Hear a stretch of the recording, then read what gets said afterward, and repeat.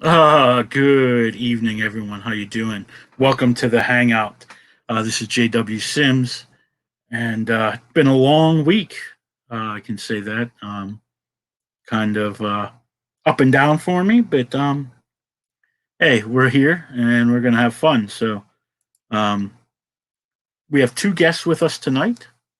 First, let me grab my notes, and I know I'm gonna butcher names, but if anyone who's watched the show long enough knows that I butcher everyone's name. Our first guest is Don Borgmeyer. We're gonna bring him on, and he can introduce himself and his project. Welcome to the show, Don. Did I get your name right? I just tried to take it. Pretty close. Close enough. Borgmeyer. Right about. Bergmeyer, yeah. It's Yeah, it that gets the job done. Pittsburgh. It's my Pittsburgh accent. We say There you Berg go. instead of Borg. There you go. Well, welcome to the Hangout. Just tell us a little Thank you bit for about having your me. project. My book is just went live on Kickstarter on Tuesday. It's called The Amazing Adventures of Bart, Barton, and Demolition Dinosaur. It is the story of a recently orphaned 9-year-old boy who finds himself in a pretty spectacularly crappy foster situation and sort of flees into his own imagination to get away from reality. And along the way, learns a couple of lessons about how to deal with the world he's actually living in, and also acquires a T-Rex sidekick along the way. The Yes. first issue of 4 just went live on Tuesday, and it did really well so far. The book's basically the easy way to describe it would be Calvin and Hobbes meets Pan's Labyrinth, if you will. I can see that. Yeah. Um, oh, excuse me. I had something come up. Um, our second guest that we have with us tonight in the Hangout, Nicholas Collins. Nicholas has a book that goes live this Wednesday, the Book of the Demon Slayers. How Hey, you doing, Nick? good. How you doing? All right. Um, just tell us a little bit about your book. I know it's the second issue, the Book of the Demon Slayers, and just give us a little intro for those who don't haven't read the first book, like Yeah. myself. Um, it's about a guy who is addicted to porn, who learns to sort of become a man through a demon slayer who befriends him and shows him how to get over that kind of stuff, get over his own personal issues, and learn how to stick out his chest and do what he needs to get done. Nice. That's pretty much, I mean, as a log line, that's pretty much how I would describe it. It's interesting. I mean, as I said in the promo for this, we can't have any two books that are totally different. I mean, Yeah. Yeah. but it's good because if anyone who's watched the show knows I have an affinity for dinos, so we it is a perfect book to have on this week, Yeah. and who doesn't love demons? I'm working on a cover right now with a demon woman on it. If you see my other computer, you'd see I have all these demon wings up on trying to make sure I can do the wings right. So that's oh, excuse me. So Dawn, the book here, the I know it's like an all ages book, right? I mean, Yeah. pretty much. Yeah. I mean, I've read the first issue. What's the inspiration behind the Bartson or Fartson? Oh, yeah. Yeah. That's actually a big part of the genesis. So it was a while back. My kid was about 6 at the time, and I was putting him to bed, and we were talking about playing a tell me a story game, and he came up with an orphan kid who has a dinosaur who lives in a bad place and has a dinosaur sidekick, and we kind of talked through it, and we named him Bart Barton because he said the other kids would call him Fart Fartson, and that would suck. And so we just sort of talked through this, and the idea just wouldn't leave me. And so I had it and just kept turning it over and over and over in my head. And then it got really dark. And it started to get heavy. It's probably a little heavier than the title and than you would initially expect. But that's pretty much the genesis of it. Was the kid told me a story, and then I got a hold of it, and just it wouldn't leave. And at that point, I knew I had to just get it out of my head, and so I started writing it, and it really flew out. I mean, it came out super easy, and was able to 1, 2, 3. It's 4 issues in total, and I was able to pretty much just back to back to back, just knock out all 4 scripts. Nice. And then it was a matter of finding an artist, which was a lot more daunting than I had initially expected. Like just the level of insecurity when you're approaching someone who's really good at drawings. Yeah. Was just like, I'm a guy and I want to make a book, and like, I want to pay you. Right? It's not one of those conversations. Don't worry. I want to pay you. But like, will you work with me, please? And like just having to try to pep talk myself into actually having that conversation took a lot longer. I would go to conventions and I would wander Artist Alley and like chicken out. And finally, I stumbled into the one who was meant to do the book. And kind of chased her down up in Rose City, Kelsey Jo Silva, who's insanely talented. And I chased her down. She was going to be up in Rose City. I'm from LA, but I've always wanted to check out the Rose City Comic Con up in Portland. It's a phenomenal show if you guys have ever been. Or if you've never been, it's just a phenomenal show. The size of Artist Alley and the creator section and the indie book section is huge. It's the biggest I've ever seen. Sounds kind of like a real. Good. Go ahead.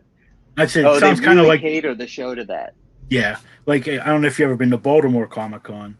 That's pretty much. No. I mean, it's a bigger show for the East Coast, and it's a lot of comic book stuff. Not so much. I mean, they still have like the area with the celebrities and stuff like that, but I mean, a lot of the you'll get bigger name artists, and there's some artists that go there like every year that I know I'm going to be able to see, almost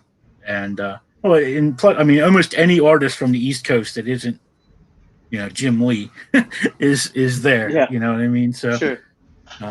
So I always enjoy to go there, and because I have a lot of artist friends, and we usually go, and I usually cosplay because that's what I did before I really got into doing my own comics and everything. I would cosplay, so we'd go there, a bunch of us, but I still had friends who were artists, and we'd stop and visit with them and everything. So, and I know, like, getting an artist, like you're saying, how hard it is. Did you have trouble finding, how did you go? I mean, did you already have this person in mind going in, or did you have to take a bunch of just looking at everybody's stuff? Well, I know it's hard to find a style that fits your book, what you want. Yes. Plus, also find an artist who isn't just in it for the money, who's just going to take the money and draw the book and be done with it. Sure. I found her. I was going to Rose City, and I had talked myself into I was going to have a conversation. I didn't know if I was going to come away with something, but I was at least going to just get off my ass and start the process. And so I went through every single person who had a portfolio on at Artist Alley at Rose City, and I was rolling through them, and there were a ton of them. and then like immediately cutting out anybody that didn't have any sequentials posted in their portfolios, because there's always a bunch of people that right Just do pin-ups. prints and whatnot. Yeah. And I found her, and she had this tiny little short comic that she had made, super quiet, personal story. And despite the bombast that my title would suggest, the book is really quiet, and it's a really quiet story. And just this little tiny book she did, it just spoke to me. And so I tracked her down and sent her an email ahead of time, said, hey, I'm coming up. I wanted to talk. I went up, talked to her. We met at the show. She was super cool. I got to see even more of her stuff in person, and kind of just had to try to make it happen. And I sent her the script, and she dug it. And one thing led to another, and here we are making a book. Nice. Now, Nicholas, I am not familiar. I mean, I've seen the title of your book, especially when the first one was out, because most of us run in the same circles. That's how we. Just tell me the genesis of your book. Like I said, because I'm coming in really blind to it. So just I'll try to condense it as much as possible. But like when I was young, I grew up like reading a lot of C.S. Lewis when I was a kid, and my mom actually had me like read not just Narnia, but like his like body of theological writings. Oh wow! And I really Screw tape letters, stuff like that. Yeah, all of that. Yeah. And I wanted to do something like that. I always had the ambition to really create something that was philosophical and action-packed. And it started off. I first started off when I was in high school. Kind of started off with just kind of like Boondock Saints meets like in a supernatural setting. It was kind of like all the stuff I was into at the time. But then as I kind of got older and kind of went through life, I started really using it as a way to sort of think about how I see the world, and talk a little bit about where I think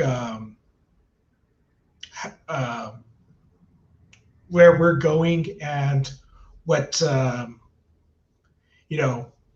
the things that we're losing along our way, and kind of getting back to some of those things. Yeah, I mean, I've had a pretty crazy life. I'll tell you.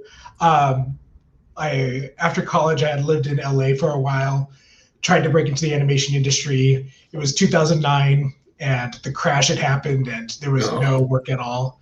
And that was a rough time. And I had a small, brief stint where I was a driver for female actresses in a specific industry, in the porn industry. Yeah. And I learned a lot from that. Like, I learned a lot about,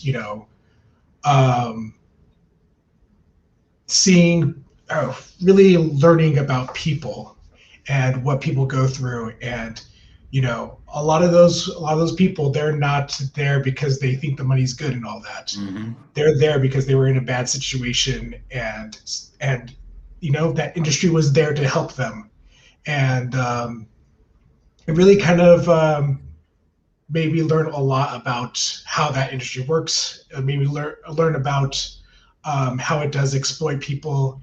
And as somebody who myself has had to deal with the addiction as well, I really wanted to help other guys out. I think there's a lot of guys out there who are trying to figure out how to be a partner. They don't have the tools to be a good partner yet, but they know they want to be. And as somebody, my wife right now, she's actually dealing with cancer, stage 4 colon cancer. And I've learned a lot about myself through this whole process. And what I've learned is, I think a lot of men don't know how to they know what they want, but they don't know how to get it. They don't know their own internal intrinsic value. And like I didn't know who I was and what was valuable about me until I got married, until I had my wife, and then she really helped me understand that I am a valuable person. And that's kind of what this is about. It's about trying to find your own internal value and realizing that you are a person who doesn't need to be doing this addiction in order to feel loved. Because I think a lot of guys are addicted to it because they're looking for that feeling of love, and they don't have it. And that's kind of what this is. To me, that's what it's about. It's about realizing. I think all pretty much successful men know who they are, know what their value is, and they know what they're bringing to society. And I think that's kind of what I want to sort of bring about with that, is helping guys sort of see who they are and who they can be. So really yeah, good. so yeah, that's kind of the basic idea behind it. And I think it just kind of hits a lot of what's going on in our world, because I think that everything that's going on in our world, on both political sides, it's people who don't know what their value is, and so they're looking for a movement to tell them what their value is. And I think both sides are equally guilty about exploiting that need for meaning in their lives. And that's kind of, it's kind of, and as the story is progressing, because I will say I am telling the story that I feel like it is the right way to tell this story, but it's not really the most commercially successful way of telling the story. Because I'm kind of telling it in like chapters. And as it progresses, you'll see how the importance of meaning is, and how people exploit meaning for their own benefits. And you have a lot of people who are trying to find meaning in life, and there's a few who want something, and they'll convince you that that will give you meaning if you do what they want you to do. And that's going to be kind of one of the main themes that goes on in the series as it continues, at least with this first arc that I'm doing. Oh, nice. And is it a limited series, like, or are you looking at more of like an ongoing type?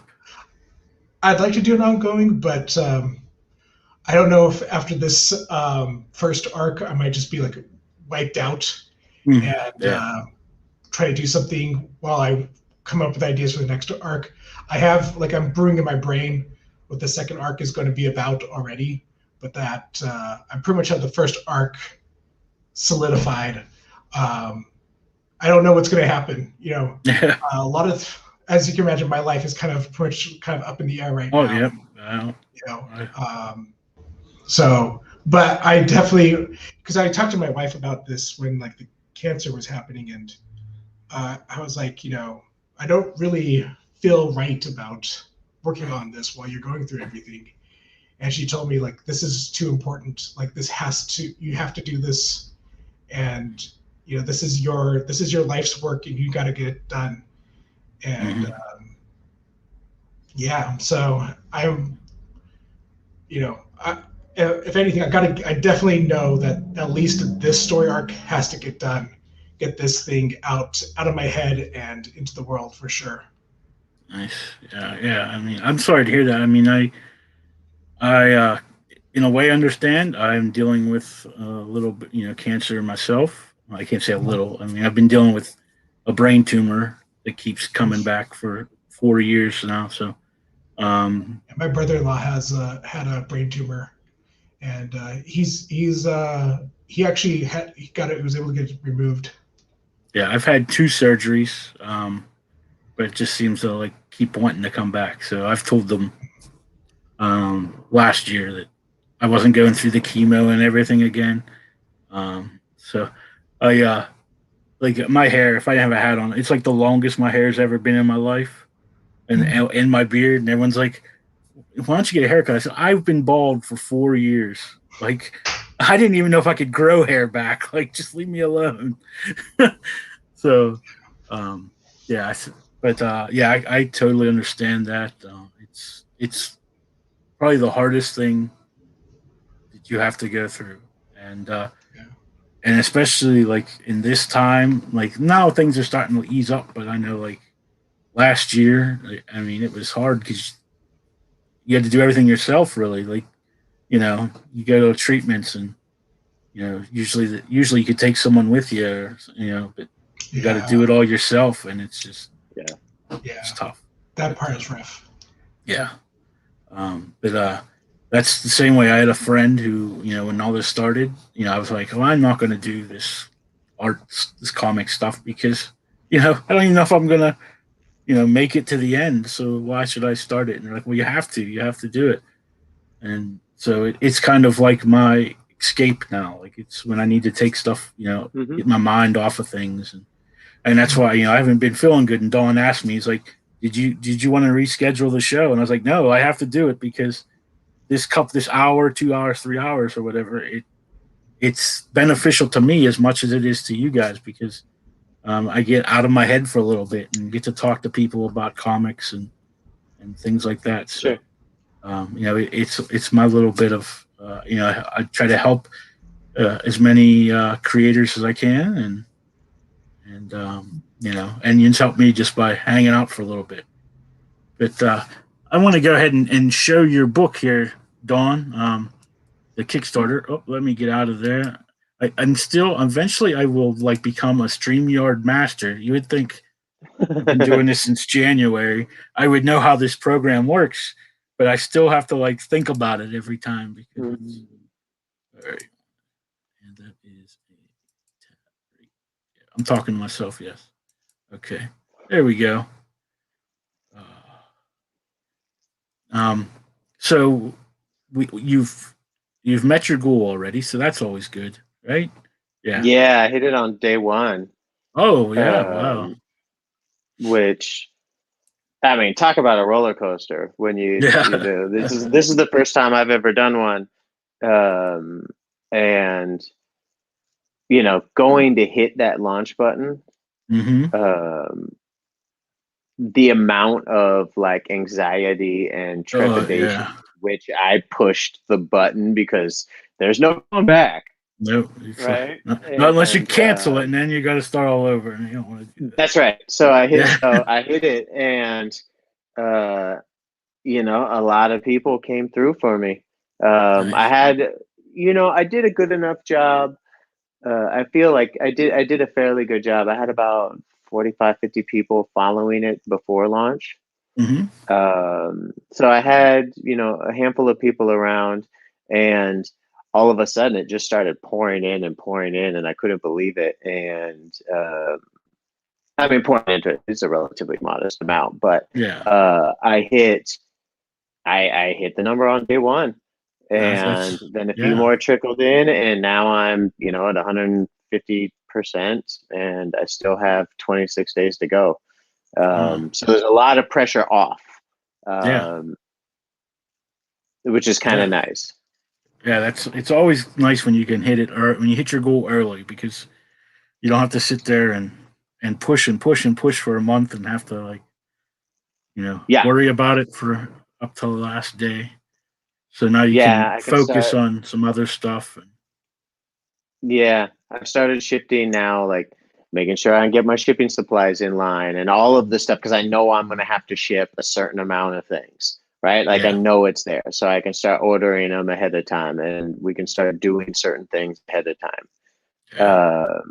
which will hopefully, help chop down the fulfillment quite a bit, Yeah. That's or at least the fulfillment pain, I should say, because I yeah. hear that everybody underestimates the amount of Of how much it's going to the cost. amount Yeah.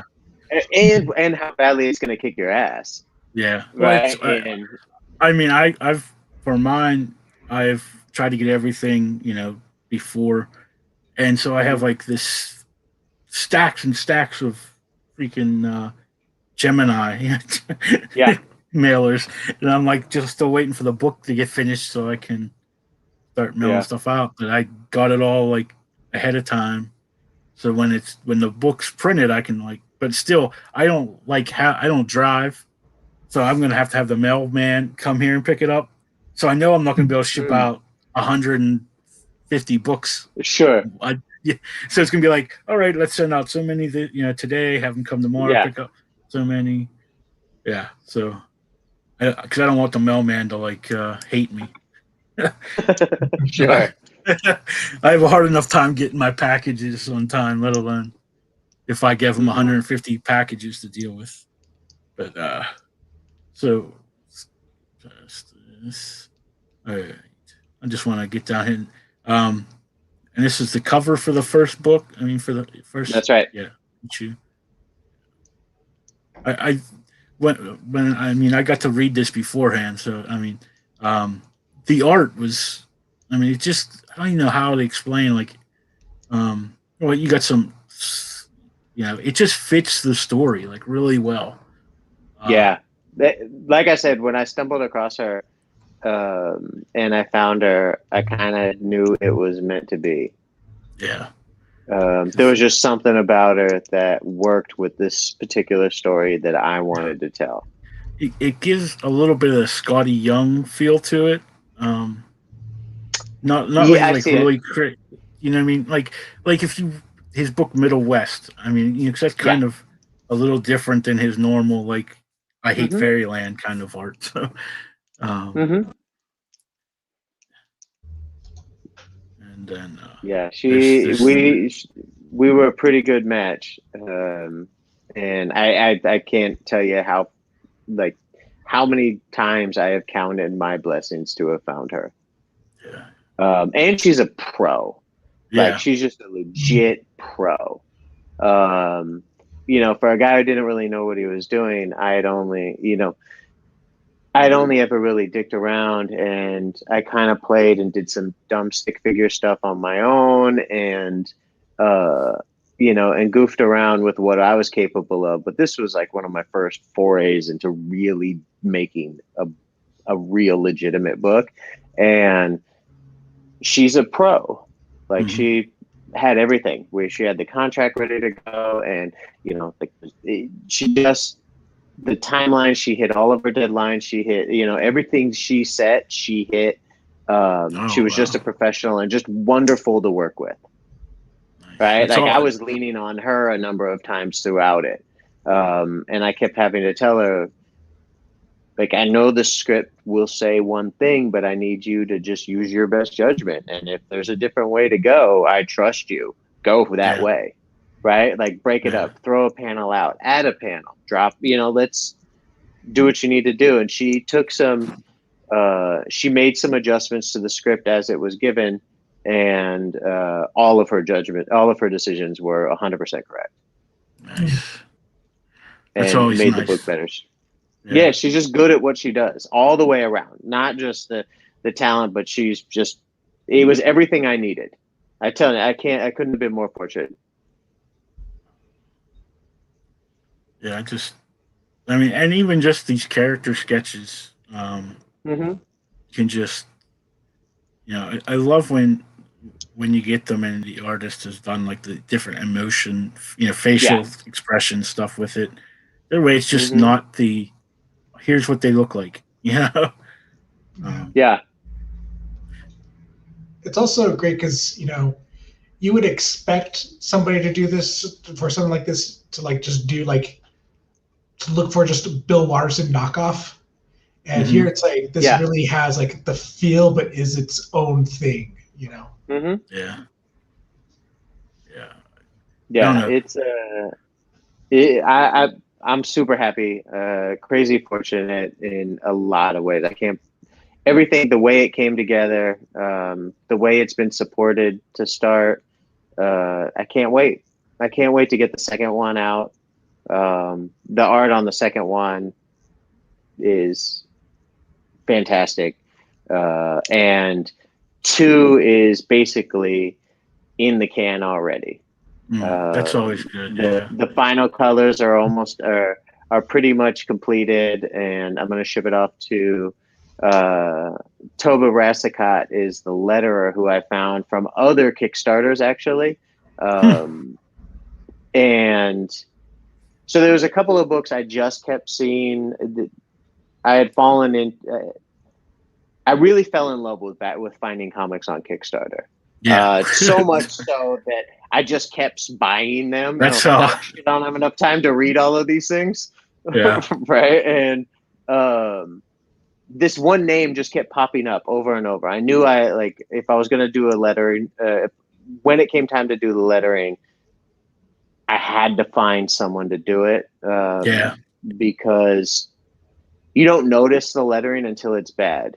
Yep. Exactly. And when you do notice it, it throws everything off. Yeah. It throws everything off. And I kept seeing this one guy's name pop up on a bunch of stuff, and I really started to try to pay attention to what he was doing. It was just, he's a pro again. It's almost the highest compliment I can pay. Yeah. Is he was a pro. I sent it over, made a bunch of great decisions, moved things around. Even Kelsey was really happy with some of his. She was like, "Oh, I didn't even think to do to place them that way." And got super fortunate with him. The whole team came together, and it's just been great. And our relationship is awesome. So he's going to get the second book here. Hopefully in the next week or so, he'll get the second book. And as soon as this Kickstarter wraps and we fulfill, I'll actually have another one to throw on top of it. And then we'll start work on the third one throughout that. So I'm trying to keep them together close enough that I can keep everyone's interest. Good deal. Yeah, it's and then these are just some the preview pages that you put in, just for those who, again, that's just as an artist, like that's where I started, I guess, is being an artist, and I just art has a tendency to grab me before anything else. Like, sure. I'm a '90s comic person, so obviously it's the art, because in the '90s that's about all it was art. And when you sent me the preview of it, I was like, well, that was not what I was expecting, really. But yeah. Oh, what's that? That is the sketch, and we'll have the firmed up line art here soon. One of the tiers is a print of the characters, and I wanted her to do it in space, just because the dinosaur with the bubble helmet is pretty much the greatest thing that has ever existed. And so this is a print that she's doing for the book. Nice. I can't wait to see that. I'm sorry, for the Kickstarter. Yeah. And then this is just going over your and then just creative team and all that good stuff. Yep. Right. And then I did a small print run just for the creative team back in the day. And to get my feet wet. Like, I really wanted to cut my teeth on the printing part. I didn't want to have my first go. Oops. Can you, am I, I didn't want to have my first go with the actual print run. Exactly. Yeah. I always try to get at least a couple, at least one copy for myself, just so I can make sure everything lines up good and everything before you print off a couple hundred copies and be like, oh crap, this is screwed up. Yes. Now I need to start over. And I just threw away a whole bunch of money. So for real. Yeah, my first book I did. I didn't check it, and they come back, and I don't even remember. I think when something happened with the one word balloon, ended up being all blacked out, so you couldn't even see the words in it, and it was just had the wrong arrow point, like the balloon thing to the wrong person, and I was like, oh, man, no, I gotta change all this after I've already got all these books printed. Yeah, so I learned really fast not to to get that first one, just so you can see what it looks like, and because it looks totally different. And I learned this as a colorist, because I'm pretty much a self-taught colorist. I um, watched a bunch of YouTube videos, and it didn't turn out that great. So then I started finding professional colorists and learned from them, and everything I was doing wrong. And so the first book was the colors are so dark because they look fine on my computer screen, but then once you print them out, and then I'd get them printed, and it was so muddy and like just did not realize, like, things that are black in a comic book aren't colored black. Yeah. So, and things that are white aren't colored white. And so it's just a lot of that to finally get to where I can get it to look half decent anyway. I mean, people pay me to do it, so I must be doing something right. Yeah. Yeah, having the test run was a huge help, right? Having Kelsey and Tobin who knew what they were doing. Can't tell you how instrumental it was to pulling this off. And then a buddy of mine, I brought him in as the editor, and that, man, like having someone else's eyes on it, yeah. Just to catch the little dumb things, but also just to make sure that the story makes sense and the motivations are in line, and people are, their actions don't feel weird. He caught a bunch of things. Having that extra editorial eye really, it really made the whole thing sing. Like, I personally can't understand, and I'm in complete awe of the people that do it all themselves and do it well. Like, I don't understand that. I don't know how people do it.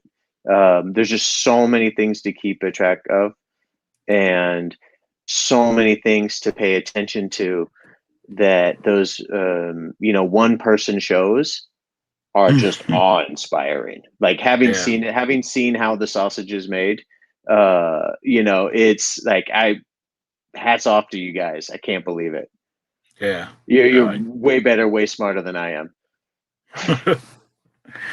I don't know. Like, I've learned. I've tried to do I do one book all myself. Like, I wrote it, I draw it, I color it, I ink. I do everything.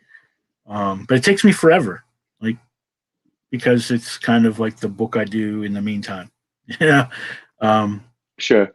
But recently I've had to hire people to do some other stuff, and though it's like hitting my pocketbook pretty hard, it takes a relief off of me. Like, I'm just like, oh, but then you get to that point where you're just waiting for stuff to come in and waiting for stuff to come in, and you're like, oh, did I miss something? Did they send it and I miss it? So that's kind of where I'm at now. It's like where I'm at that point where I'm like just waiting for stuff to come in. So yeah, I have a couple of variant covers, and some people have been really, really good, and they can get to me like super fast, and some people I'm having a hard time getting a hold of them, and I'm a little worried about that. Like, well, yeah, totally. I know last week I needed to have 2 commissions done for my Kickstarter thing. It was like 2 different posters, and I ended up getting 2 artists who I've worked with before on different things. But they had, both of them had, like, the one was back that same day, fully colored, drawn and colored. The other one was like the next day, I was like, Jesus, crime in it. Like, I can't even like get a picture drawn in that amount of time, and they had it drawn, inked, and colored and sent to me. Like, Yeah. That's the kind of person I need. Like, what in the world? But yeah, But Nick, let me just. You said you're going to launch on Wednesday, right? Yeah. Yeah.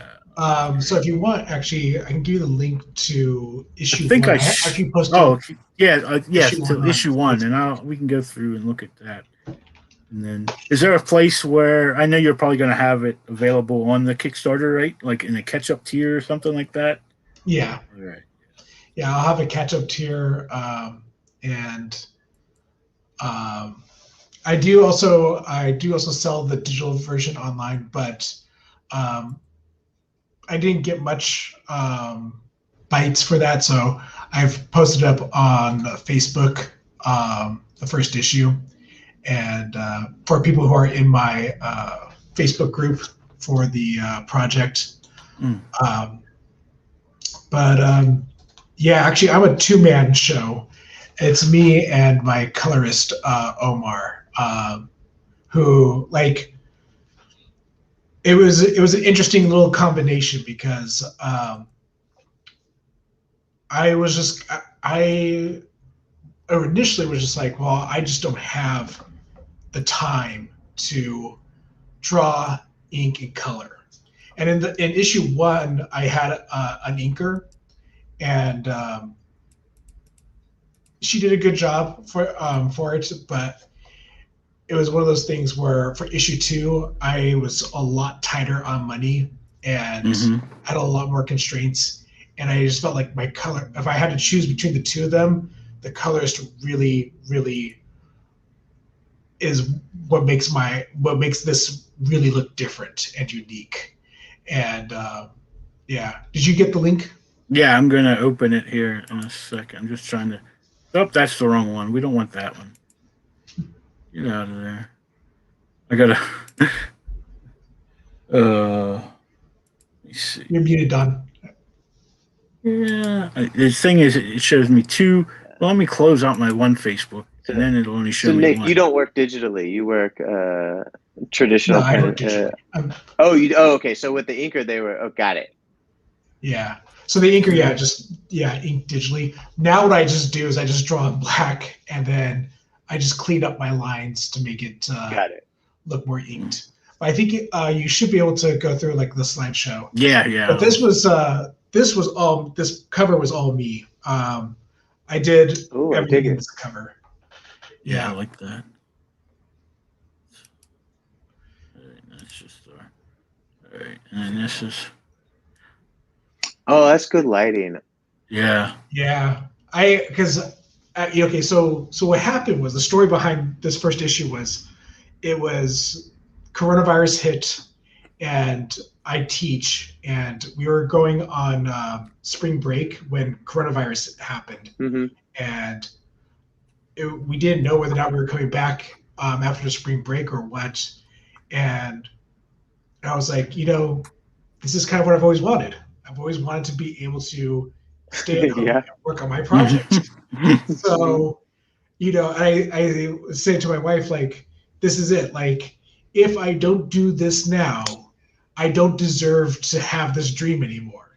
Yeah. Because if I can't do it now, then I'll never be able to do it. So, originally, when I first approached this, I was doing it as an animated film. And I had storyboarded this entire comic first in animation form.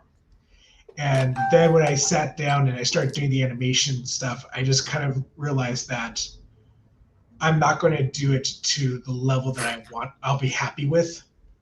But I can do it in comic book form, and I can be very happy with what I can do in comic book form. But when I started doing, so after I did the pencils and had the inks done, I was looking for a colorist, and I really wanted something different. I didn't want just flat colors like most comics are. And I just kind of, it's kind of like once you start doing this stuff, you just start finding all these people on Facebook who are, different types of artists. And just kind of by accident, I fell upon Omar Perez.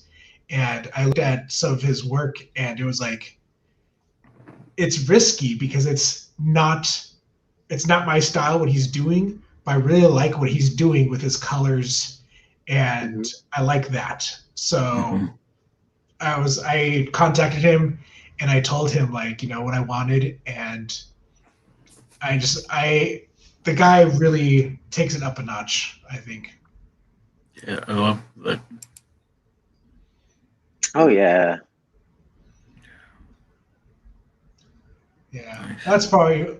I think that's kind of one of my favorite drawings in the series so far. I've been really happy about that one in particular, just because you get the feel, you get like you really, and that's like because animation is my background, and to me it's like I want my drawings to really have feeling, to have emotion to them. Sure. And that's like, that's what I love is like if I have an image in my head that's really strong, and this was a really strong image, it makes it so much easier to draw. Is there going to be a catch-up tier on the when you go live? Oh, good, because I'm in on that, dude. Yeah, that's I want to tell stories about damaged people. Yeah, I want to tell stories about I kind of work in a rougher area, and I see like a lot of the things that people go through, what children have to go through, and you don't really realize a lot until you become a teacher. Before you become a teacher, you just assume like everybody wants their child to be president of the United States. Like you just assume that, but when you work in certain areas, you suddenly find out that there are parents who resent their children, who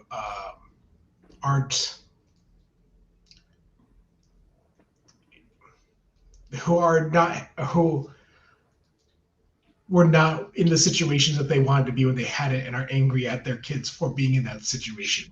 Yeah, so, sure. As a teacher and as somebody who kind of deals with a lot of this, like I see this, and it's like these are stories that aren't being told.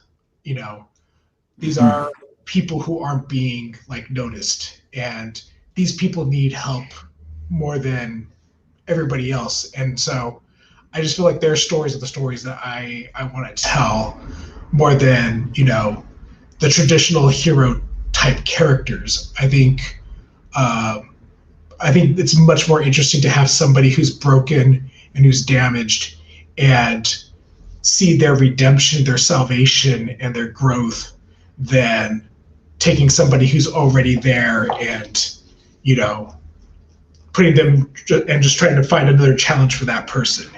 Yeah. So that's kind of every single character in my series is going through something, and I always try to make sure that I emphasize that it's super important to me that these stories are about humans first, and about their problems, their issues first, and about the action second. That's just kind of my philosophy.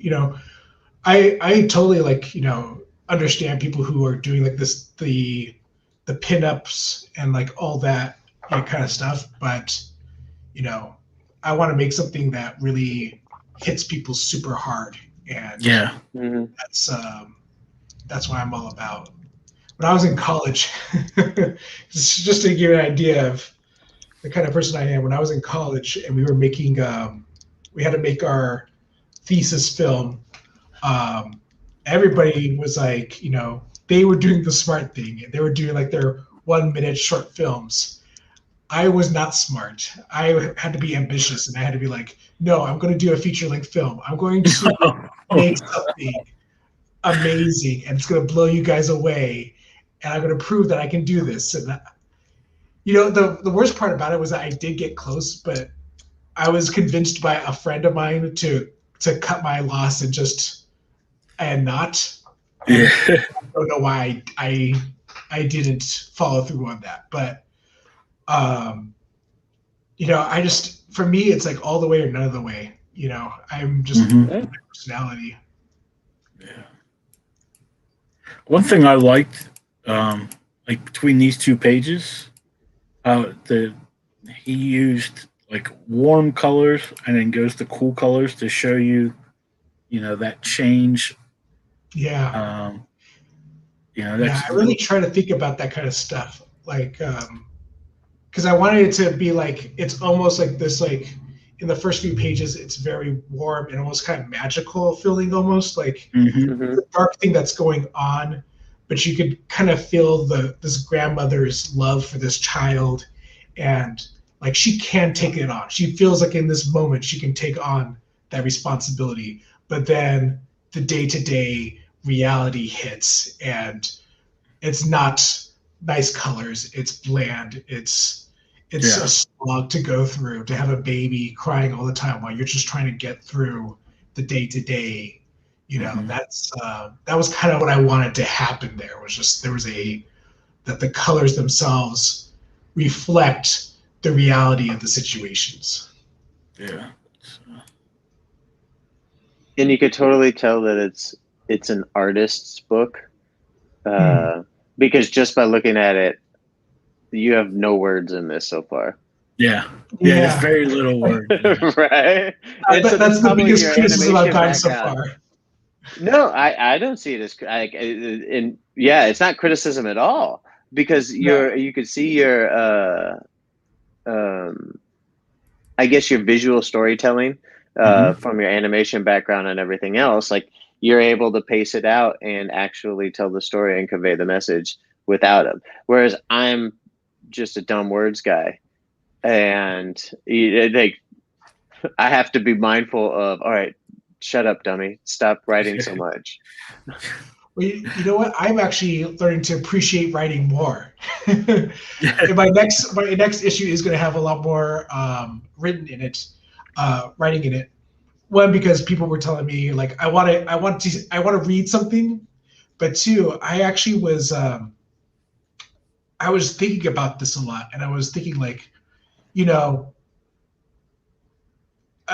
I was in college, there was constantly an emphasis of like, this is visual storytelling, and a lot of the exercises were like, tell this story without words, and all that.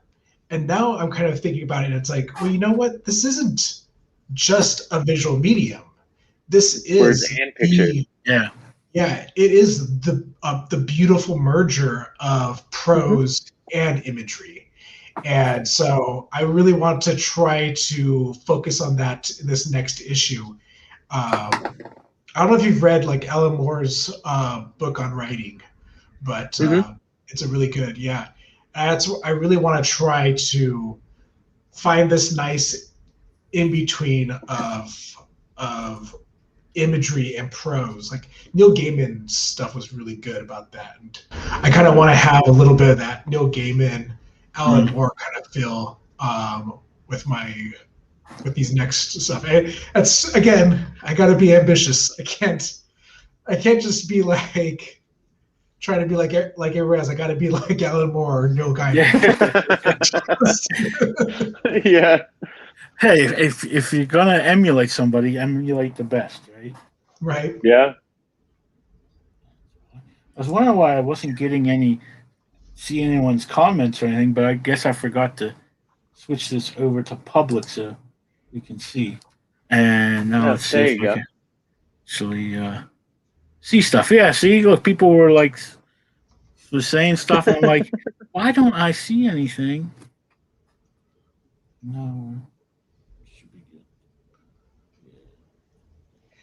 Yeah. So when I was going through this, I had read a study that said that right now the average age a child is exposed to pornography is 9 years old. Wow. Yeah. And this is actually, the story kind of takes place in the future, so I imagine that number is going to get smaller and smaller and smaller.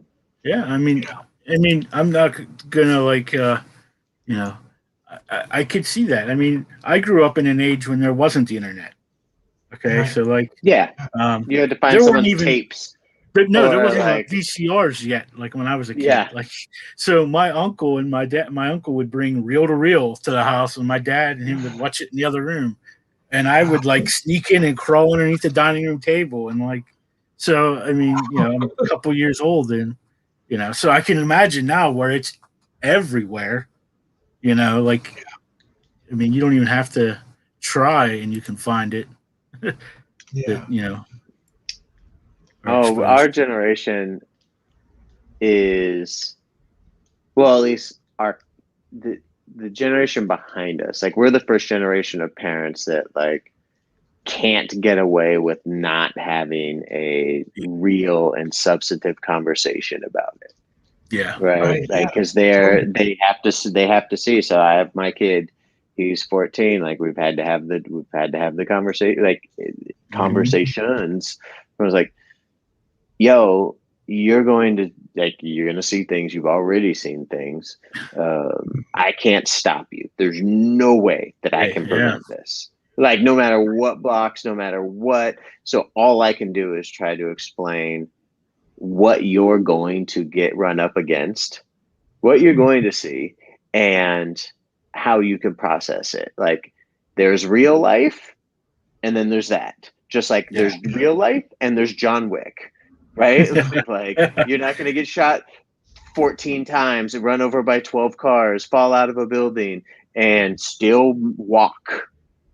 Right? Just like I mean, now think of the porn you're going to see like that. It is an exaggeration of real life, and that's not how, right? Like, there's a lot of there's real life and there's that, and you have to like know the difference between the two, and you're gonna have to we've not to get too far into this, but I've had to have that conversation. I think everyone has to have that conversation with their kids. Yeah. Also, it's like, then there's also the addictive element of it, the dopamine rushes. Yeah. And like, again, for like me, I didn't really get exposed to it that much until I got into college, and then there was no more like, I wasn't held bound by the rules of my parents anymore. And so, kids today, because of how pervasive this is and how easy and accessible, it was even so much more accessible now than it was even when I was first exposed to it. It's like they're getting their dopamine levels already mixed up and messed up before their brains are even fully developed. I mean, the brains have been fully developed until like 21, I think. And so it's like, it's really important that kids understand the addictive element of it, like, first, because it is going to be like, they're going to be a generation that is basically being given crack cocaine at a young age, Yeah, totally. But yeah, so I mean, this has turned into a lighthearted jaunt of a conversation. I'm sorry that I had to be the one to do this. I mean, it's pertinent. Like people see the name of the book. Like I said, I came in pretty much blind because I haven't really seen it. And you're going to think the Book of the Demon Slayers. People are going to think, oh, it's going to be some kind of fantasy book or something like that. And you're actually hitting on some like hard, things that really go on in our lives. And there's a lot of people in this world that deal with this. I used to belong to this group. It was a recovery group. It was supposed to be for, addicts. But as you go through that, you find out that, most people just think addicts is drug and alcohol. But there's so many other things in this world that you can be addicted to. And it's not always things. It can be attitudes. Like you get addicted to a certain attitude that you have. And it's the same thing, and just things like that. And this is a book that's out there. I think both of your books actually have messages. They're not just, I'm guilty of just putting out superhero books that just, beat them up and, whatever, where your books are both, Dawn's book is touching on this child who is, an orphan, and he's more or less abused at the place where he's going to stay, and how he deals with that. And, and your book is touching on these addictions, pornography, a sexual addiction that a lot of men and women deal with, and and it's not something we talk about, Yeah. and most people don't even think you can be addicted to pornography. I think that's the problem with modern media right now. I think modern media has no interest in really new messages. Yeah. I mean, I hate everything scripted right now. I cannot watch anything scripted. It's all pretty bland and like really horrible dialogue. Dialogue has got Bad. just dumped so bad. Like even like I was trying to watch Mindhunter, which is like that's a pretty high end kind of show, but there was like a scene in there that I was like, this is not how a conversation between two human beings ever happens. Yeah, that's which is why it's like now, like when I watch Married at First Sight and 90 Day Fiance because it's like this is actually how humans interact, and it's fascinating to me because we love Married at First Sight because like it's such a great study on how to write characters because you can really see the rules that each of these people have developed within themselves and they follow. And this is what I've learned about writing characters, that characters are rules and they have their own specific set of rules, and you just develop those rules for them and then they follow those rules. And so it's like, when a person comes to this conflict or this particular thing, this is their default reaction to the way that thing is. And actually, I was teaching this in my class, and I was showing them a really good example. This is a scripted example, is The Office, and it was Prison Mike when Michael Scott pretends to have gone to prison, and it's like it's so beautifully done how everybody reacts in exactly the way their characters' like internal rules make them act. Like Dwight attempts to protect what's her name, Angela, and Jim is escalating things a little bit, and it's like they're all doing exactly what their rules tell them they should be doing. And so that's kind of and I was watching Married at First Sight, and it's like it's in real life. We do this like somehow down the road, somebody did something to us at one time, and because of that, we've developed a rule to protect ourselves from feeling hurt or to protect ourselves from feeling any kind of negative emotion.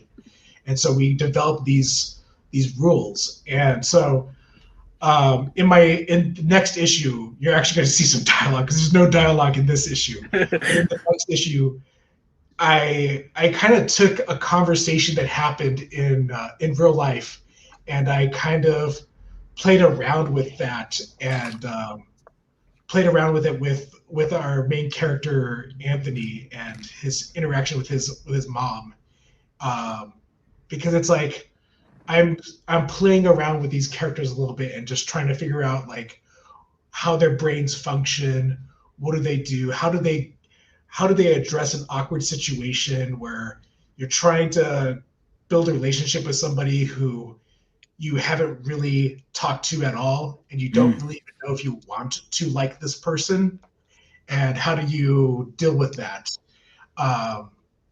It's very small. It's only like a page long, but I felt like I was able to put in a good amount of like getting to figure out these characters in just a page, and it'll be expounded upon as the series continues. But I love character stuff. I've really learned to embrace that. Yeah. This is. Oh, excuse me. See, now that's another good color page. I like that. How it goes to that. The green. Yeah. I was talking to Omar about this because he did like a couple passes on this. And I don't know. I love it because it kind of reminds me a little bit of Fight Club. Has sort of Yeah, that yeah. Mm-hmm.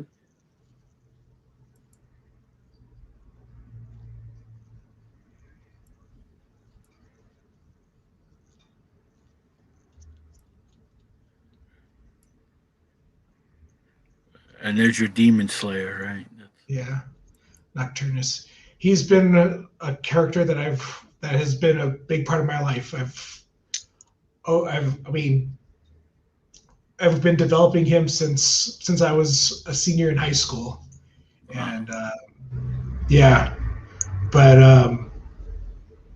it's going to be an interesting story that I'm going to be developing with him because it's a story that I I have been developing a very long time in my life, and two, it's a story that in my most recent life has definitely been affecting where I want his story to go, and so I'm excited to really start to develop him further.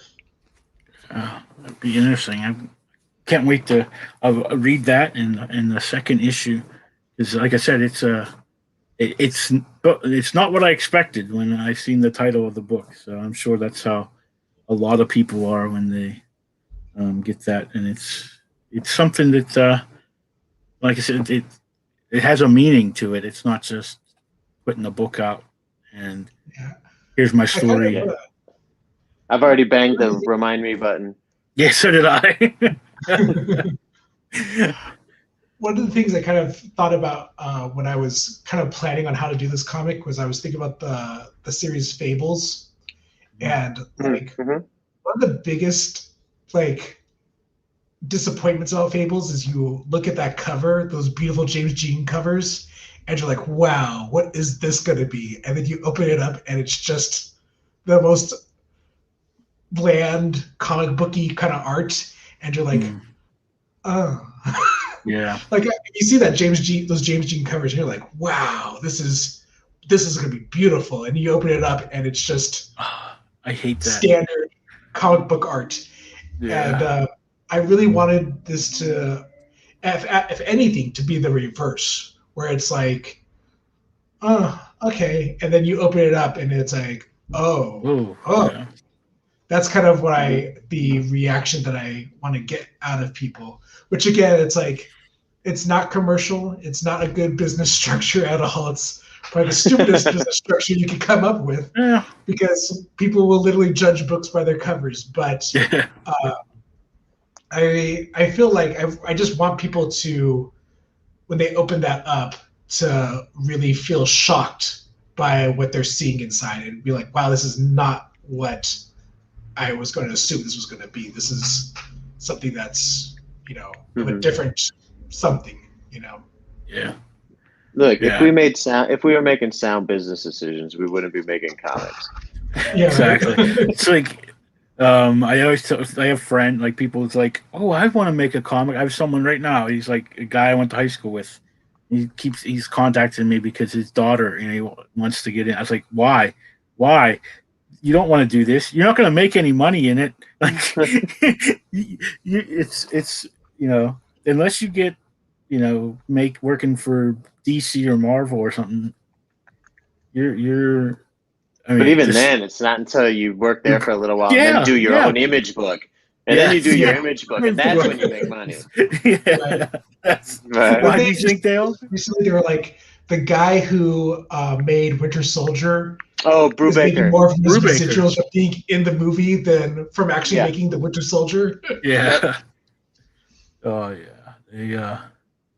You don't. I tell everyone, you don't make money in this business. You get stress. You lose sleep.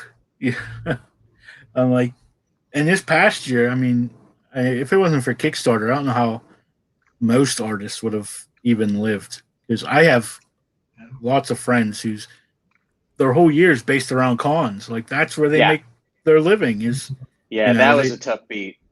Yeah, I mean, I don't know how he did it. He's been selling commissions and things, but that still can't.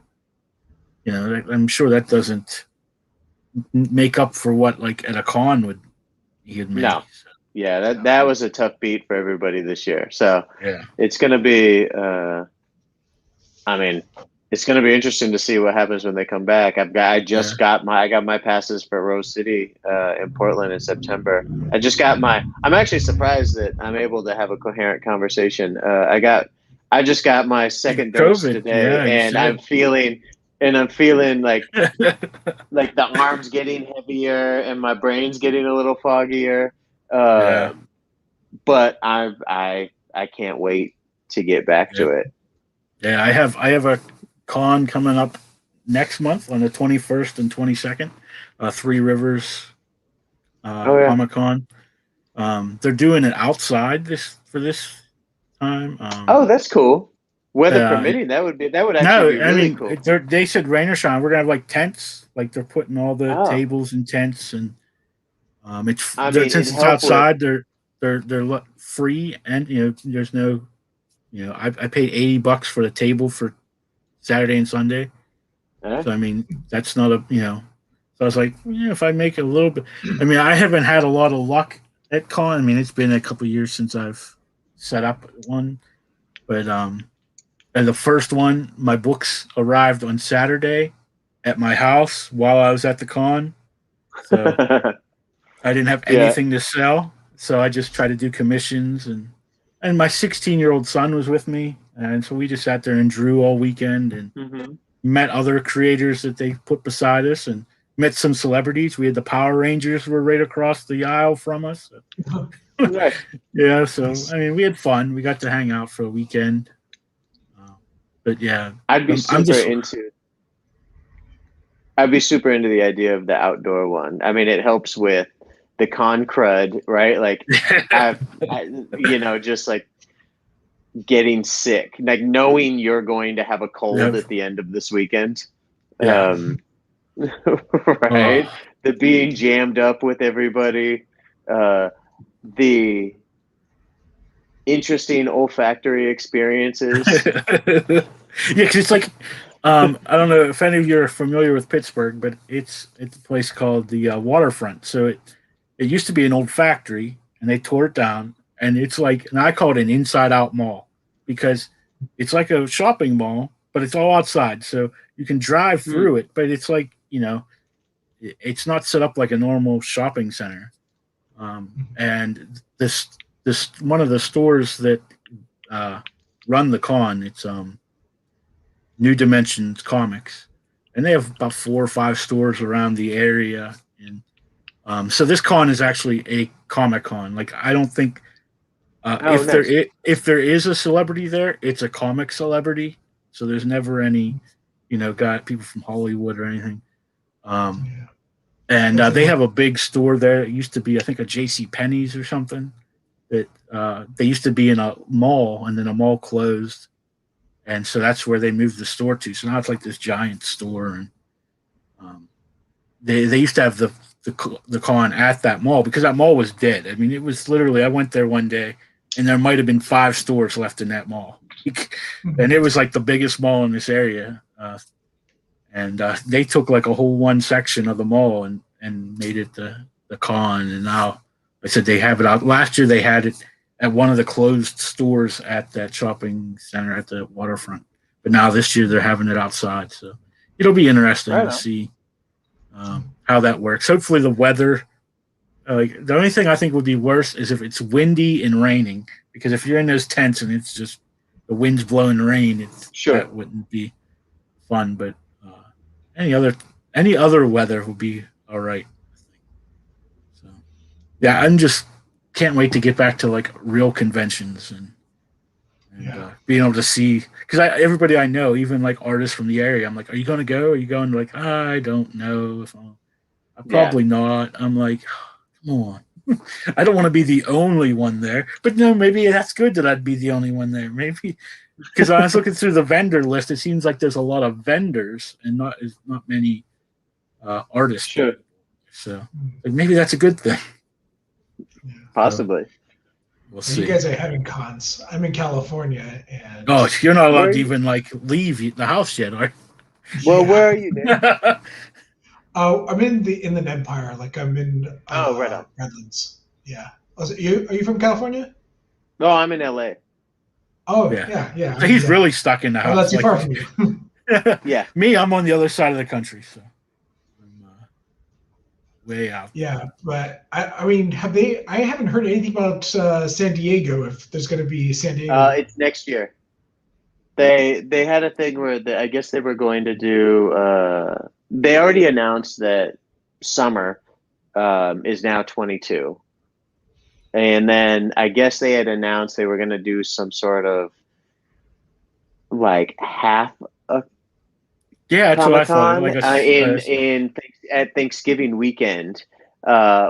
which everyone was like Thanksgiving weekend, Right? Yeah. and it seems from what I hear, it seems a little shaky. Yeah, I think so. That's like. But man, I do miss it. WonderCon was my jam. Going to San Diego is my jam. WonderCon is one of my favorites in Anaheim. Yeah. I haven't been. I've been to Comic Con a lot, but I haven't been to WonderCon yet. I don't know. I don't know if I'm up for those. But I went to New York Comic Con like twice. Once a long time ago, before it was what it is now, and then once a few years ago, and I was like trying to walk through. It's a lot of people. Yeah, it's a lot of people. It's like this can't be like the fire code's got to. There's no way that this. I mean, it was. I mean, I've been in mosh pits where I had more room than New York Comic Con. Yeah, so, yeah, for sure, for sure. San Diego is definitely pack them in, and you just kind of like hop in the stream. Ride the wave. Yeah, and you just ride it and to your destination, and you pop out.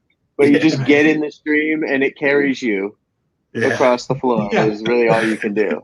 It's like, oh, I missed my stop. Now I gotta take it all the way around again. Which is going to be super unsettling after being like I still don't want to be within like 12 feet of another person. Yeah. Right. So I can't imagine what it's going to be like to go back to that. It's going to be really weird and interesting. Yeah. Sure.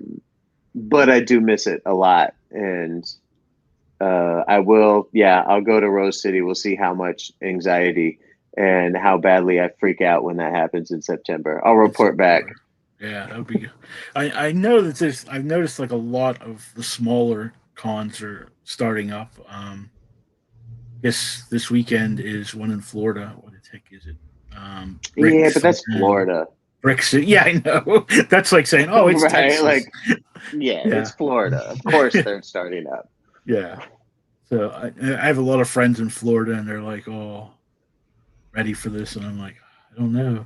I get my second shot May 5th. So. Oh, there you go. So I'll just probably make it in a little bit before that 3-week thing for my con. But I think I'll be safe. I'm having to do the AirPod dance. Yeah. Because you only get you only get like 25 to 30 minutes of charge, so you got to pull one out. And... Oh no! So I used to have Bluetooth headset, and it never failed. It would die on me. Like I could let it charge all day, and partway through, I'd be like, "Hold on, I got to change to my other." So I was like, I just went and bought, these Turtle Beach ones that I can plug in, and so I don't even like use them when I game. Like I don't, because I'm an old person. I tell my nephew this my great nephew, because he always wants to play Fortnite and stuff like that. And I'm like, I'm an old person. Like we never played. If we wanted to play games with our friends, we went to their house and played game. He watches YouTube all the time. Like if we wanted to watch somebody play a video game, we went to our friend's house and sat on the couch while they played. We didn't have Twitch or any of this stuff. So tell them all the time, I'm an old school person. I don't like to talk to people while I'm playing my games, especially kids, because with what you're always going to get. I'm like, oh, no. I yell enough. Listen to your buddies, and you can talk shit as you're doing it. But like he got me to start playing Fortnite, so I've been playing. I started playing that a couple of There you years go. ago. But I hated it when there would be people that had microphones on, and so like you're trying to play and they're just talking. And then I found the way to shut all that off. So now I've been like happy. It's like I don't have to listen to anybody. I can just play my game. But eventually, I guess I'll have to. My other nephew likes to play Call of Duty every day. Like anytime I get on my PlayStation, he's on Call of Duty. Yeah, sure. Don't you have a life? Like, Yeah. so he's Well, like, I mean, look at us. Like, I can't tell you how many, like, entire summers were lost to GoldenEye. oh. Right? But you still had 4 people. You had 3 other people in the room with you. But You it weren't was like it was an entire summer, yeah. right? Where like GoldenEye was. GoldenEye, Dead or Alive. We used to have Dead or Alive tournaments. That was their big fighting game. We and Star Fox. I used to be a manager at a McDonald's, and me and the other manager, every weekend we had a party either at my house or her house. And when it came to our house, we'd have drunken NFL game day tournaments. So we'd all get drunk first, and we try to play football. I don't think we ever finished one tournament. I think everyone. Yeah. Madden in college got bad.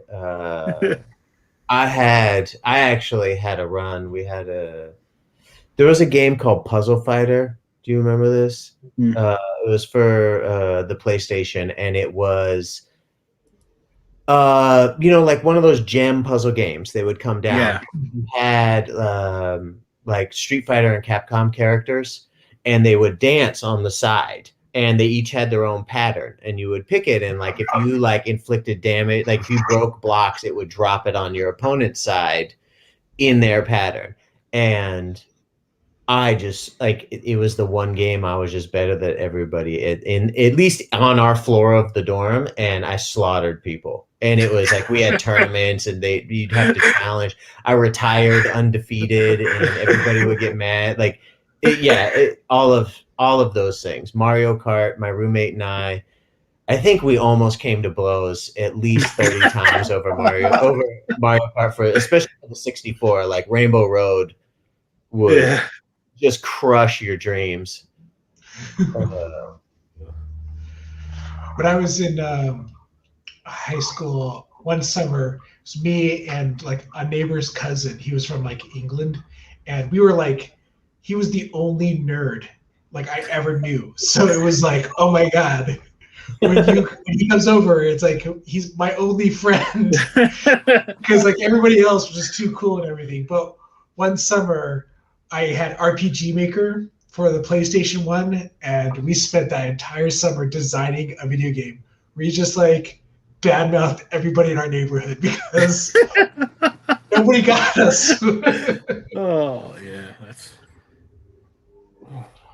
I always tell everybody I'm late to the game and everything because I grew up with all sisters, and so I wasn't allowed to do anything cool to begin with. Like that wasn't happening, and like I remember in 7th grade, I joined the wrestling team, and I think it was like a Saturday afternoon. I was watching WWF, and my sister was like, "Just because you're on the wrestling team doesn't mean you're gonna start watching that crap." Like what? So I wasn't allowed to watch wrestling in the house anymore. So I had to like go to the neighbors to watch wrestling. But like my first video game was it wasn't even an Atari. It was like the Sears knockoff Atari Telegames. Like I mean, it still played Atari games, but it was Sears version of it. And so I mean, I go way back with video games. I think I've owned almost every system at one point or another, maybe except for like the Sega Master System. I think it was like the only one I didn't. I used to have a ColecoVision. I remember like when I was in high school, like before the Nintendo came out. And the only game I had for it was Donkey Kong. So I had like I could flip that game. You know, it only had 99 levels. So once you got past 99, it just went back to 1. And so that's all I do is sit there all day and just play ColecoVision, you know, play Donkey Kong. I guess to bring it back full circle, did you guys ever like see the old Atari? Like I was fascinated by the old Atari porn games. I've heard about them. I have never seen. Watching a documentary on G4 back when G4 was around. Yeah, I fell into some like Wikipedia black hole. You know, you run into it, and there was like a whole thing. Like you could buy porn Atari games. Okay. Yeah. I mean, I don't doubt it. I mean, but the least titillating thing that has ever existed. Yeah, because it's just right? little square. There's that one. There's that really horrific one where it's like General Custard like attempting to forcibly on an Indian girl. It's like, what the? Yeah, it's like thanks. They were super fascinating, and I remember playing. A buddy of mine had Leisure Suit Larry for. Oh yeah, I remember Leisure. Yeah, I forget. He had the first few of them, and when they were on PC. Yeah, and you'd have to insert like disc 5 when you. This is all super relevant information to the kids that are watching this. The version that 3 old discs about 80s video games. An Atari? What is that? Yeah. My cousin had a version of Leisure Suit Larry that if you wanted to play, you had to answer like security questions to prove your age. Yeah.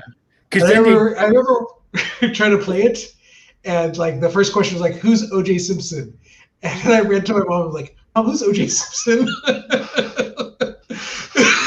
Now you'd say the guy who killed his wife. Yeah, at the time it was a football player.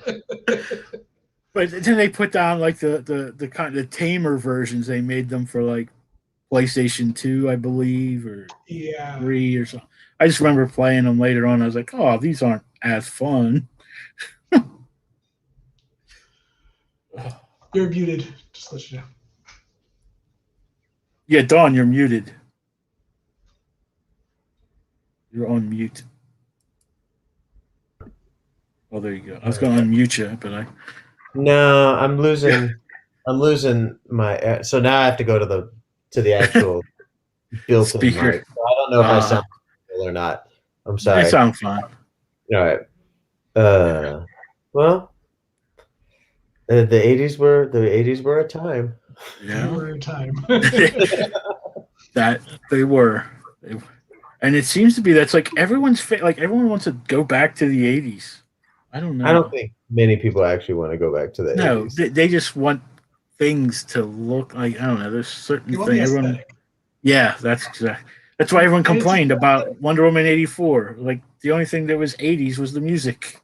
Yeah, well, it happens. Like like the mall was totally a 90s mall. That was not an 80s mall at all. Sure. With the bright colors. Like our local mall. Wood paneling and just bring back the neon and all that jazz. I think, Yeah. That's what I mean. Because I was born 85, so I'm not like really like that much of these kids, but I do remember I can still remember being a kid and seeing neon and just loving the neon look. Yeah. The way malls looked back then were just really visually appealing. Mm-hmm. Yes. Yeah. Now our local mall hereby, they renovated it in like the early 90s, and they haven't done anything with it since. So when you go in, it's got that a teal colored railings all around it, and like the Art Decos are this like pink and teal colors. And, yeah. It's like it's funny because it seems to me like after the housing crisis, like everything's kind of still like late or early 2000s and maybe 90s ish. Like, there's never really been a real like architectural or Change. interior Yeah. design update to a lot of things. Yeah. And that's actually something I kind of like I fool around with in my comic is like it's the year 2085, but there's not really any real advancements because it's just like I don't imagine things are really going to advance much further than there are. If anything, we're only like on the decline. It's at like this point. it's like Star Wars, how Yeah. right the prequels, which were 30 plus years ahead of time, like they actually had cooler shit. Yeah. Right? Yeah. It's like, what? Like they have Yeah. cooler shit. Like the Yeah. the ones the battle droids with the force fit. Like why did they keep Yeah. them? That's, Like, yeah. Right? Where did all this stuff go? Like, what Like, happened? why did we decommission those and just go with stormtroopers only? Like those were useful. We should have kept those around. I wouldn't. Right? I want Because them those to things do could the. actually hit it. Yeah. Hey, no, I'm a 501st person, and everyone always makes fun of the stormtroopers for not being able to hit anything, right? And it all comes from A New Hope when they're chasing Han and them, and they can't hit the broadside of a barn. It's because they didn't want to. They had to let them escape. No, think about it. Right. They had yeah. planted a tracer on the Millennium Falcon, so they had to let them escape. But they couldn't just like say goodbye, see you later. No. They had to make it seem like they were escaping from them, so they would take the tracer back to the rebel base. Got it. You know, I just watched a really great video on YouTube about plot holes and how plot holes don't matter.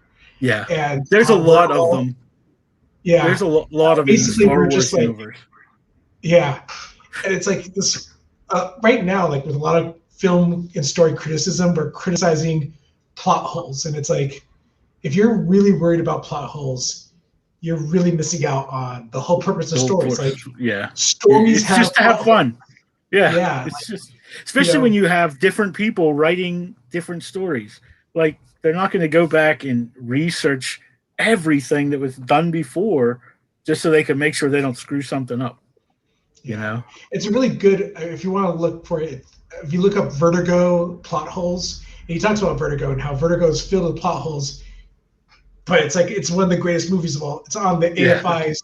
It's like usually 1 and 2 of AFI's top 100. It's one of Hitchcock's best movies. Because again, it's like because it's like it's not about the plot. It's about all these. It's about obsession. It's about all these other things, and it's like. It's a beautiful movie because I used to teach film appreciation to high school kids, and I would show them Vertigo, and the kids would get into that one. The one they really loved was The 400 Blows, which is like an old black and white French film about a bad kid, and they love that movie. Yeah. Yeah. Oh my gosh. And it was always my roughest kids, the kids who just did not want to like participate in class. When they watched that movie, complete like just transformation. 400 blows. The 400 blows, yeah. And because I always set it up as it was Francois Truffaut's film. I think it was his first film, and he says that it's autobiographical, that it was about his childhood growing up and how he had trouble in school. And the movie does a really good job of kind of like saying it's everybody's fault. It's not just his fault. It's not just the parents' fault. It's not just society's fault. It's a sympathetic relationship between all of you. You're all kind of the problem here. And I tell the kids, this is a movie that, the guy says it's autobiographical, and he's clearly a kid who had a lot of issues and, had a lot of problems. But hey, he ended up changing the face of film. Like this guy is responsible for the way movies change from the classical type of filmmaking to the more modern type of filmmaking. This guy is responsible for that. And, he's an important figure now in the story of film history. And I think for a lot of kids, when they realize that a guy who had a really bad start in life could still become an important figure in history, I think that was something that kind of hit them. And also, I think they just saw themselves in this little French boy running around being a naughty kid, you know? And I definitely, but going back to the whole plot hole thing, like, yeah, if you're watching a movie and you're seriously, all the thing that you're worried about is like, well, that doesn't make sense. That doesn't, like, I remember one time I saw the movie Over the Hedge, that DreamWorks movie, in theaters. I don't know why, but I saw it. There was literally somebody sitting in front of me who were like, oh, that doesn't happen. Like, are you seriously watching a cartoon? A really cartoony cartoon, and like questioning the reality of a Did you see how Wile E. Coyote ran off that cliff and stood there in midair for 3 seconds? That can't happen. Right? It's like he had time to pull sign. Yeah, if the intro logic of the story is something that you're really concerned about, you're kind of concerned about the wrong thing. Yeah, you know? I think, to me, what's important in a movie is the emotions. Am I feeling the emotions that the storyteller is trying to get me to feel? And if I'm feeling it, then I think it's successful. I think really when you just get down to a story, that's all stories are, is, am I emotionally in the place that the storyteller wants me to be? And I think if you are in that place, then the storyteller's doing the job right. I think the problems come, and I think the reason why we can kind of fall out of the story and start to see its logic is when the story isn't putting us in the emotional place that the storyteller wants us to be. I think that's how you get like The Room. Yeah. You know, he's trying to get you to feel sorry for his character, but you don't feel sorry for him because nothing really that's happening is making you feel those things he was wanting you to feel, and instead you're finding it funny, and that's how it became like what it became. So I think that's the key to storytelling, is just knowing what it is that you want people to feel and being able to know how to make them feel that. I think is like pretty much all it. I mean, if you could just do that, you will have a successful story, I think. Oh yeah, yeah. I mean, I think back just more recently, like the WandaVision show. A lot of people were like, I think it was very polarizing. Either you loved the show or you hated it. Like, because people say, "Oh, it's so slow. It was this. It was that." And I'm like, well, it's not meant to be Bucky and the Winter Soldier.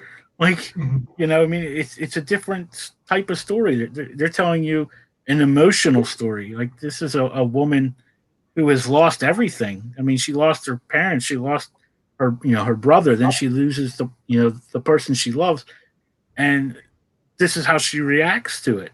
And people were like, "Oh, it's stupid. It's not enough this," and then they complain, "Well, the last episode is nothing but fight." Well, you complained for 7 other episodes that there was none, and now they give it to you. Now you can complain that it's that, And I mean, for one, that show, I mean, it meant a lot to me. Like, I was emotional watching everything because I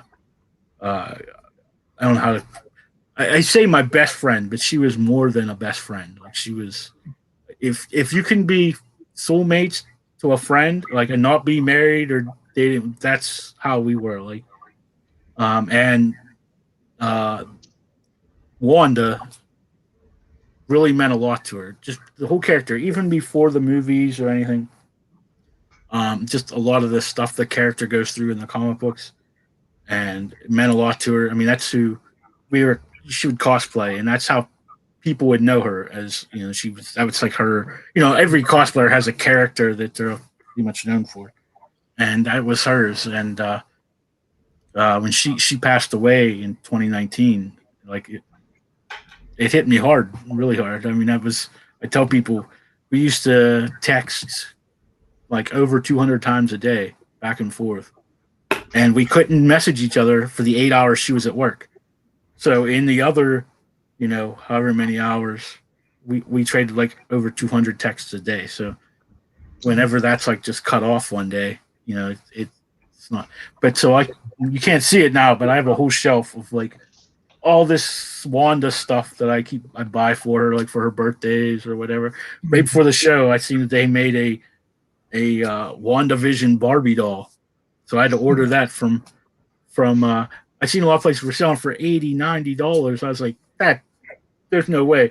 So I like actually went to the Disney Store website and got it for like the regular price, Nice. which was like half of that. And I was like, why are people selling it this much if I can go and buy it right from the Disney Store? Like, you know, like I don't understand that. But because I was expecting it to be sold out, but it wasn't. So I was happy about that. But yeah, like you said though about the emotion, like stories, bring out emotions, and and that's why I said about that. Like, I think that's like kind of in Omni. There was a section that book was written in 2017 when my writer actually, and it took me this long to get it out, but I added some parts in the middle because there's a part where you meet the villain, of that story, anyways, and the fight starts on page 15 and it's over on page 16, and we never like really learn anything about the characters. So, I went back and added some stuff, a couple pages, just so you can get some backstory to that character. So it's just not like, oh, this is this villain that he fights and now he's gone, and you have no idea who this person was, why he was doing what he was doing, or anything like that. And I think that's an important thing to have, is that connection to characters, so they're not just names on a paper that you throw in and then throw out. Yep, agreed. Yeah. I am down to 8%, and I left my power plug in the other That's room. fine. I was getting ready to that was anyway. a good way to wrap it too. Yeah. So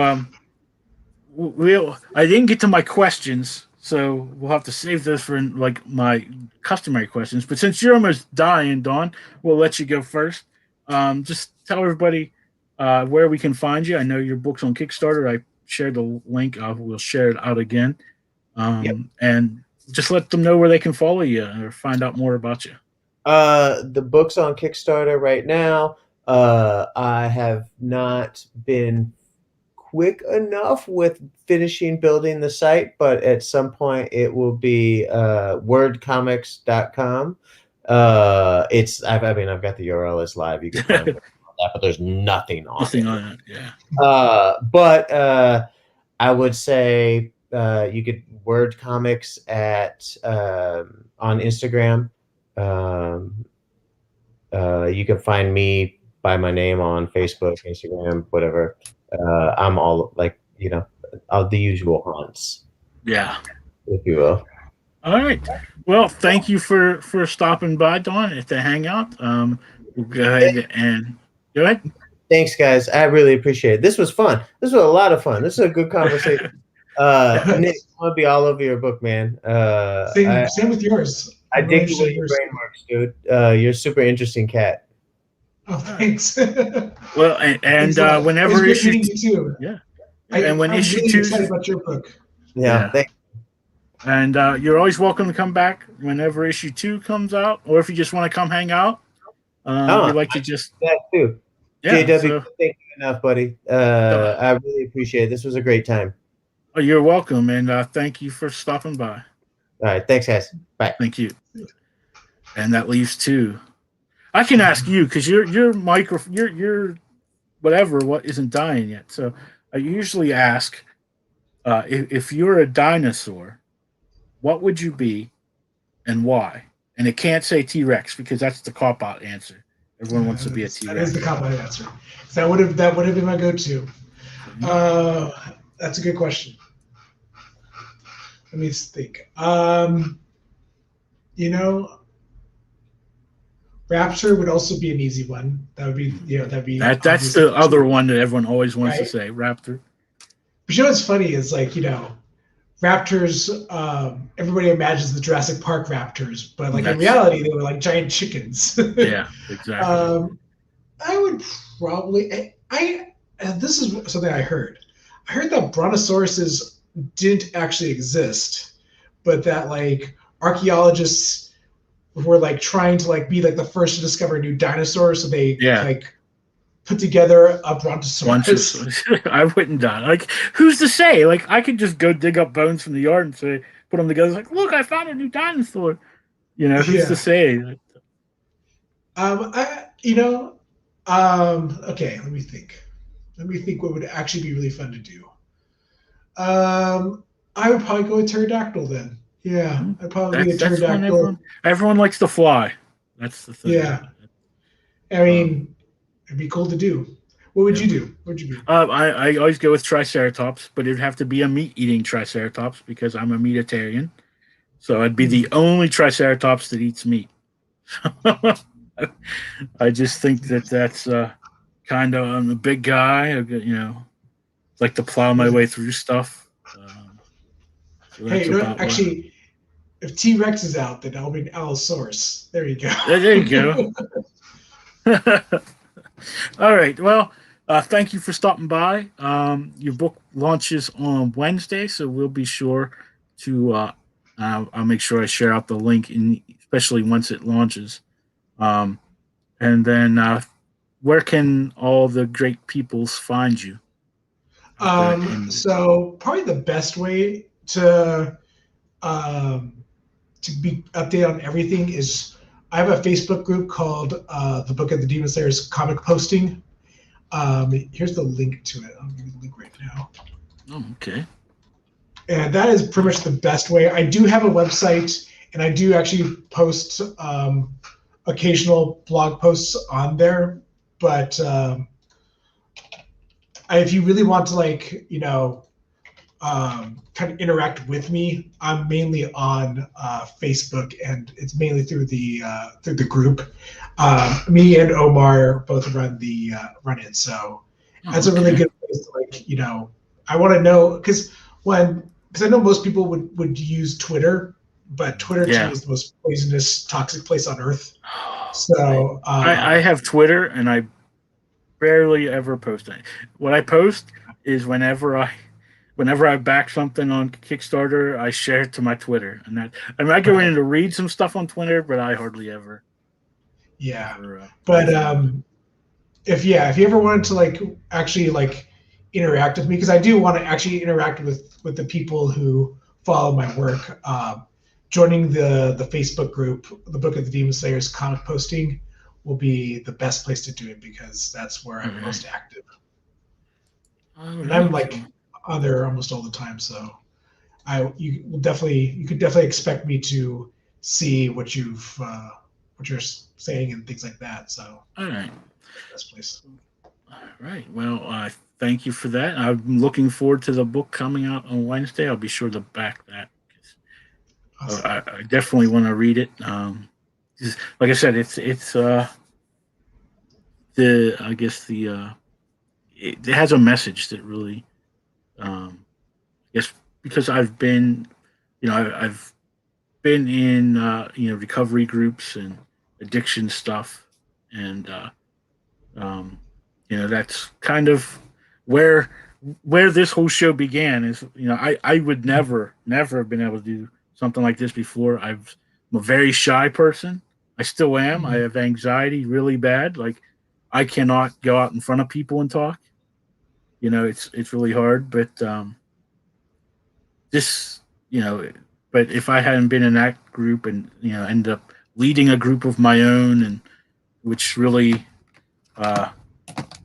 took, I don't know, it was hard for me. I ain't gonna lie. Like, to be able to move past that fear of speaking, especially when there's new people to come in that you don't even know, and then no one tells you right away like what their problem is, and so you really have to watch so you're not. Yeah, one of the things that I've learned throughout my life is that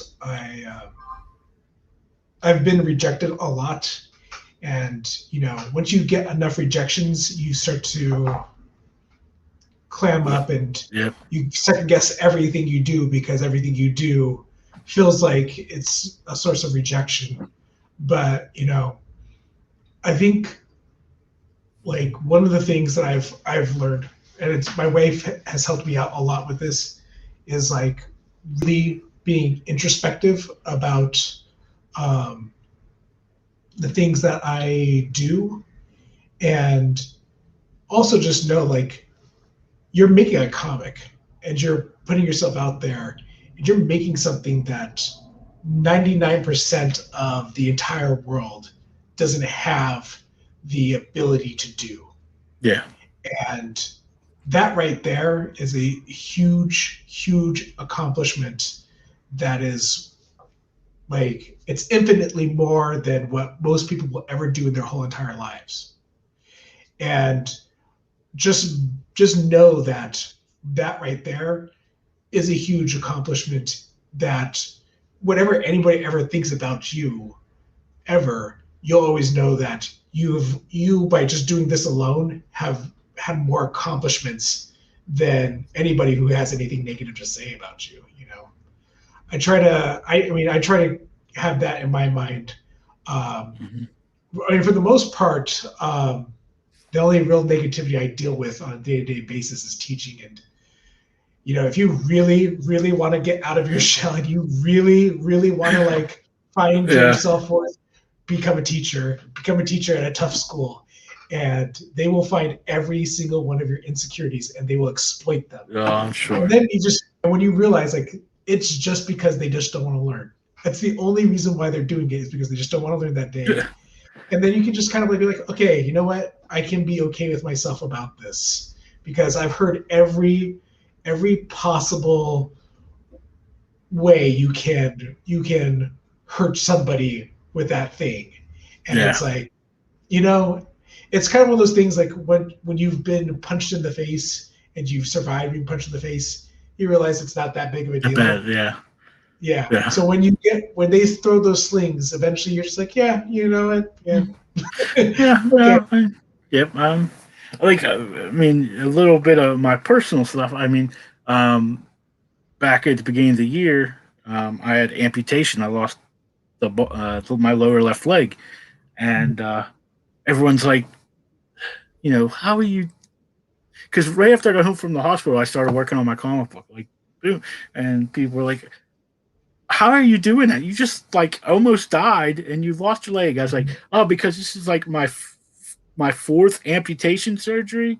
Like I tell people, like, when I first thought I was going to lose my big toe, I about like lost it. I was like, because always through school, they're always told you can't walk without your big toe. Like, you know, I'm like, oh my God, what am I going to do? How am I going to get around? I ain't going to be able to walk. And now, like, it's like, yeah, it's just something else I got to deal with. Like, you know, my life's a little screwed up right now, but yeah, I survived. I could, you know, just another thing I got to deal with. So that's kind of like where I was at. And Courtney, my friend, she always had the saying, which I'm sure everyone, she'd always say, like, it is what it is. Yeah. I mean, I could lay here and cry about it, but that's not going to change it. You know, I'm still going to have to face it. So that's kind of, you know, where my, you know, where I just move forward and keep going. You know, the thing is, if you're not making mistakes, you're not living life. Oh yeah, that's true. Like, and most people who have something to say are usually the people who don't do anything at all. You know, I learned that also as a teacher. It's like, you know, the kids who always have something smart to say or who have something belittling to say are the ones who are failing the class. Yeah. And it's really just their own frustration at the fact that they don't feel the value that the kids who do accomplish things have. Yeah. You know, one of the things when I taught film was I would show them Pinocchio, and we go over Treasure Island, and like this whole concept that like basically all these kids who have accomplished nothing in their lives, they have no real, they don't value themselves. So if you can't value yourself, how can you value anything that anybody's created? And that's why they're destroying, you know, everything around them, is because, you know, they don't know their value. So how you possibly, if you can never truly know your own personal value, how can you ever project that onto anyone or anything else?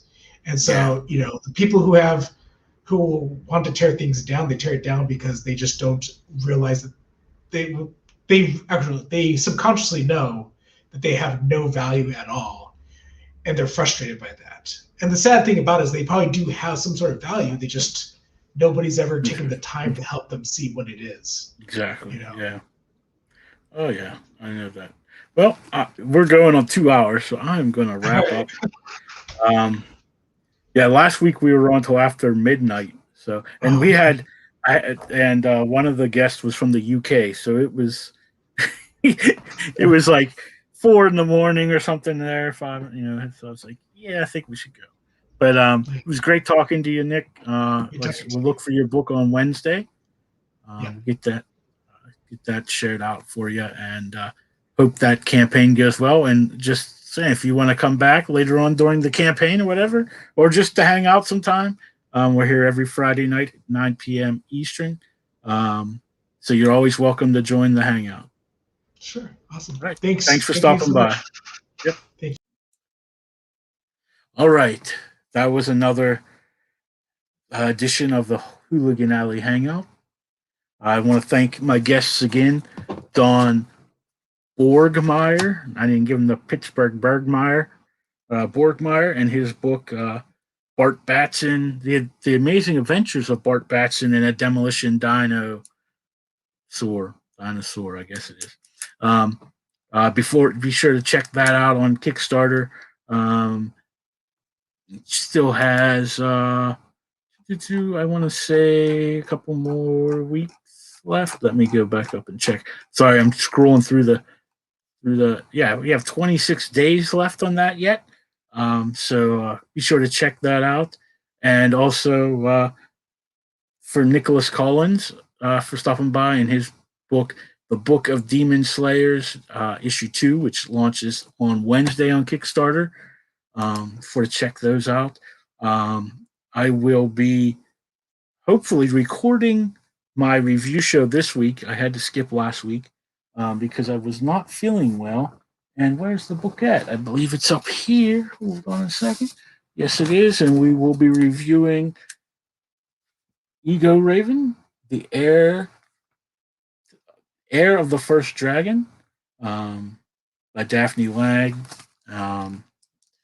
And we will be doing that Thursday and be back here next Friday night as we welcome Matt Knowles, not Beyonce's father, and Steph Cannon as they talk about their newest campaign that launched today.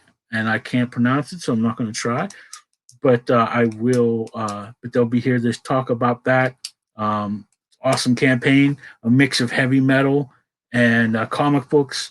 So we'll talk to them next week. And in the meantime, go out there, support some indie creators, back those books, read some comics. I know there's some good books came out this week. So go out and check them out. Support your local comic book store. And make sure you love each other. Have a good night.